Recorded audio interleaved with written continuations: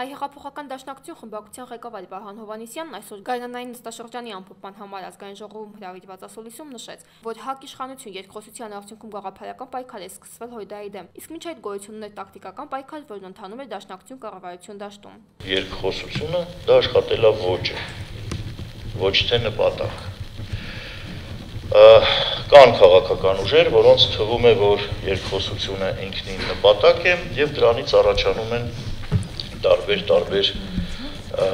անախորժ իրավիճակներ։ Վահան Հովհաննիսյանը հավելեց, որ ՀԱԿ իշխանություն երկխոսության թափանցիկությամբ չի հետաքրքրվում, քանի որ նման երկխոսություններում միշտ էլ հրապարակված էջեր են մնում։ Անդրադառնալով Լևոն Տեր-Պետրոսյանի այն հայտարարությանը, թե ՀԱԿ-ը կարողացավ դրսի ուժերի ճնշումն ապահովել Հայաստանի վրա, Վահան Հովհաննիսյանը նշեց, որ միջազգային կառույցները Հայաստանի վրա ճնշում են գործադրում ոչ թե ժողովրդավարության հաստատման նպատակով, այլ Ղարաբաղյան հարցում ճնշելու համար։ Նրանք շահագրգռված չէին, նրանց հետաքրքրությունը ստեղ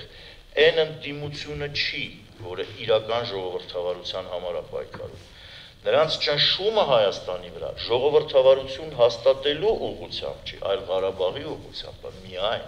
ՀԱԿ իշխանություն երկխոսության արդյունքում Հույդան դառնում է գաղափարական պայքարի երկրորդ կողմ։ Այն հարցին, թե ում է տեսնում դաշնակցության կողքին եւ ինչպես են պատրաստվում դիմակայել այդ պայքարում, Վահան Հովհաննիսյանը պատասխանեց. Մինչև հիմա, երբ ՀՀՇ-ն ակտիվ չէր, ՀԱԿ-ը չէր ստեղծված,